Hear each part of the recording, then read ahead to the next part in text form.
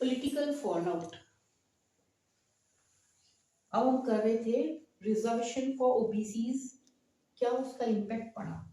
1978 में backward minority community employ federation बनी थी, सॉर्ट ऑफ ट्रेड यूनियन या एक ऑर्गेनाइजेशन कह सकते हैं बैकवर्ड क्लासेस के लिए, जिसने मंडल कमीशन को सपोर्ट किया और एनकरेज भी किया। अब बैकवर्ड क्लासेस के लिए, माइनॉरिटी क्लासेस के लिए बहुजन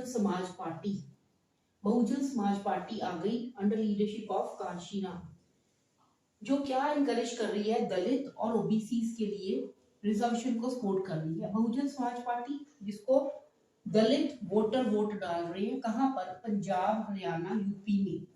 पंजाब हरियाणा यूपी में 1989 में इन 3 स्टेट्स में दलित वोटर वोट डाल रहे हैं बहुजन समाज पार्टी को। पहली बार दलित वोटर्स की इतनी सक्सेस आई डिफरेंट स्टेट्स के अंदर। Bahujan Samaj party basically support कर रही है दलित को, और उसकी दलित पॉलिटिक्स में एंट्री हो गई। दलित की पॉलिटिक्स और ओबीसी की पॉलिटिक्स डिवाइड होने लगी बहुजन समाज पार्टी के आने के बाद पॉलिटिक्स के अंदर, क्योंकि वो मेजॉरिटी ले रही है और दलित वोटर वोट डाल रहे हैं। कम्युनलिज्म क्या होता है, when the violence emerge on the name of religion, जब हम रिलीजन के नेम पे, हिंदू मुस्लिम सिख के नेम पे वायलेशन स्प्रेड करते हैं, that is communalism. If we talk about secularism, तो सेकुलरिज्म क्या है, India is a secular country. Secular means all religion equal, सारे रिलीजन इक्वल है। अगर सारे रिलीजन इक्वल है, सेकुलरिज्म इंप्लीमेंट हो रहा है, तो कम्युनल राइट्स होने ही नहीं चाहिए। इंडिया की डेमोक्रेसी, इंडिया एक सेकुलर कंट्री है, सारे रिलीजन इक्वल, रिलीजियस इक्वालिटी है, रिलीजियस फ्रीडम है, और कम्युनल राइट्स से मर्ज हुए। अब ये कैसे मर्ज हो रहे हैं, जनता पार्टी कब बनी थी, 1977 में जनता पार्टी बनी। जनता पार्टी 77 में बनी, 79 तक उसने रूल किया, नॉट कंप्लीट 2 इयर्स। अब जनता पार्टी बनी किससे थी, 4 ग्रुप से बनी थी, भारतीय जनसंघ, लोकदल, सोशलिस्ट और कांग्रेस हो। अब 79 में जब जनता पार्टी टूटी, तो इसमें से जो जनसंघियों का ग्रुप था वो सेपरेट हो गया, उसने अलग पार्टी बना ली 1980 में, बीजेपी। अब जनता पार्टी 77 में बनी, 79 तक वर्क किया, जनसंघी सेपरेट हुए और बीजेपी 1980 में केम इनटू एग्जिस्टेंस, जैसे आज बीजेपी रूलिंग में है। बीजेपी गांधीयन सोशलिज्म पे इसने वर्क करना शुरू किया, गांधीयन सोशलिज्म पे, और हिंदुत्व की आइडियोलॉजी ले आया, means supporter of Hindu community, Hindu culture को प्रमोट कर रही है बीजेपी। बीजेपी 1980 में बनी पर पावर में नहीं आई, 80 में ना ही 85 में पावर में आई, दोनों टाइम इसने एज ऑपोजिशन वर्क किया। हिंदुत्व या हिंदुज्म एनकरेज किया किसने, वीडी सावरकर ने। और ये क्या प्रमोट कर रही है, बीजेपी या वीडी सावरकर क्या प्रमोट कर रहा है, हिंदू कल्चर के फेवर में है। इसमें 2 चीजें डेवलप होकर सामने आई। एक मेजर डेवलपमेंट जो थी वो शाह बानो केस था। शाह बानो केस 1985 में, जिसमें 62 ईयर ओल्ड मुस्लिम लेडी, डिवोर्स लेडी कंपनसेशन मांग रही है, क्या, अपने हस्बैंड से maintenance, divorce lady maintenance demand कर रही है कोर्ट से, अपने हस्बैंड साइड से, जिसके लिए मुस्लिम लॉज डिफरेंट होते हैं, हिंदू लॉज डिफरेंट होते हैं, पर सुप्रीम कोर्ट ने इसके फेवर में जजमेंट दी थी। अब जो मुस्लिम ऑर्थोडॉक्स हैं, मुस्लिम ऑर्थोडॉक्स सुप्रीम कोर्ट की जजमेंट को क्या कह रही है, इंटरफेयर कर रहे हैं हमारे मुस्लिम पर्सनल लॉज में। ऑर्थोडॉक्स मुस्लिम सुप्रीम कोर्ट की जजमेंट के फेवर में नहीं है, सुप्रीम कोर्ट के अगेंस्ट जाते हैं और कहते हैं सुप्रीम कोर्ट दखल दे रही है, इंटरफेयर कर रही है हमारे पर्सनल लॉज में। 1986 में गवर्नमेंट ने एक एक्ट पास किया जिसके अंदर सुप्रीम कोर्ट की जजमेंट को नलिफाइड डिक्लेयर कर दिया गया, means not valid. It means Hindu और मुस्लिम मैरिज एक सेपरेट हो। We were discussing about coalition government. Now we have one question in your NCERT, that is emergence of BJP as a significant force. BJP कैसे एक significant force strong कैसे बनी? BJP was formed in 1980. BJP बनी exactly 1980 में है। We had Janata party government, 1977 में हमारे पास जनता party government थी, वर्कड टिल 1979। 79 में जनता पार्टी जब टूटी, उसमें से ग्रुप निकला, उसमें जनता बीजेपी बना दी। बीजेपी 1980 में बनी पार्टी है। बीजेपी 1980 में एज अ ऑपोजिशन उसने वर्क किया। 1980 से 84 कांग्रेस रूलिंग में चल रही थी, तो BJP work as an opposition. अब हमने बीजेपी का रोल बताना है, तो we will focus on BJP as a strong opposition. 85 में इलेक्शन हुए, Rajiv Gandhi came into power, Congress के लीडर थे। 1985 से 89 तक कांग्रेस रूलिंग में रही और बीजेपी ने as a strong opposition work किया। 1989 में वी एंटर इनटू कोलिजन। हम कोलिजन में एंटर किए थे। नेशनल फ्रंट की government, national front, Janata Dal और रीजनल पार्टीज, और आउटसाइड सपोर्ट था बीजेपी। बीजेपी बाहर से सपोर्ट कर रही थी। यहाँ पे वो एज अ रूलिंग पार्टी में कंसिडर होगी।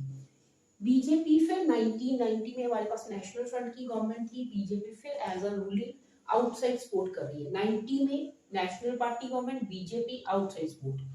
1991 में कांग्रेस और एआईएडीएमके प्लस स्मॉल पार्टीज भी थी।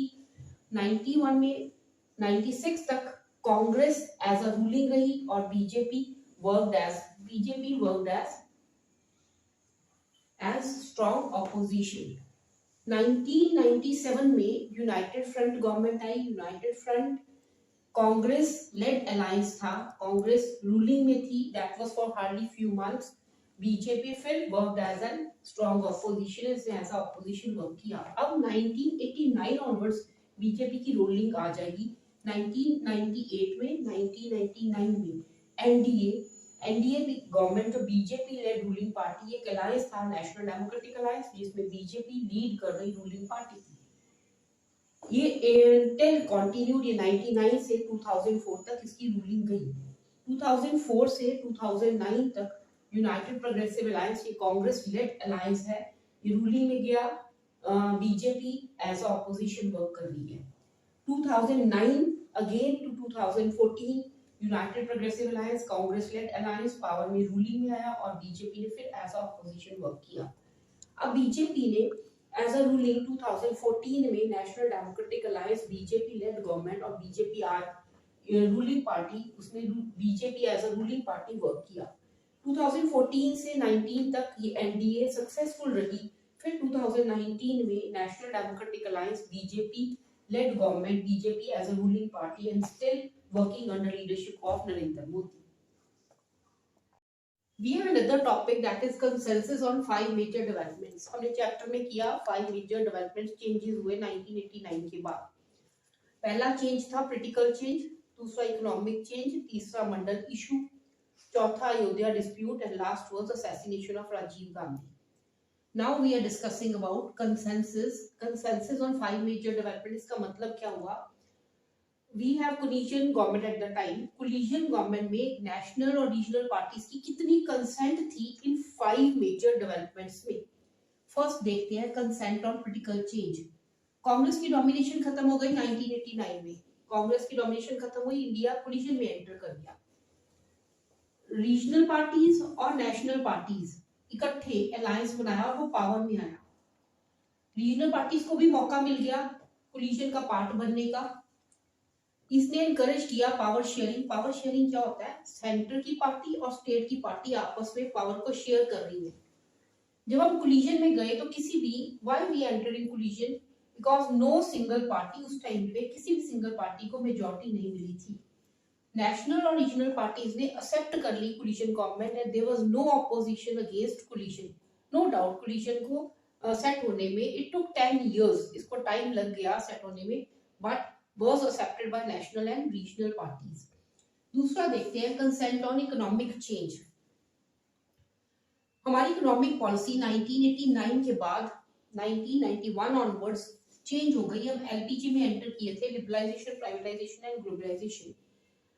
Collision parties, national front government ने इसको लॉन्च किया था। कोई भी रीजनल पार्टी और नेशनल पार्टी इसके अगेंस्ट नहीं थी, वो सारे इसके फेवर में थे। उनको लगता था ये इकोनॉमिक चेंज हमारी कंट्री को इकोनॉमिक डेवलपमेंट की ओर लेके जाएगा।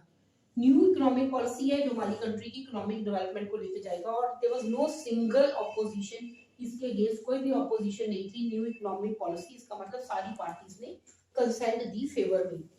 Now come to next consensus on Ayodhya dispute.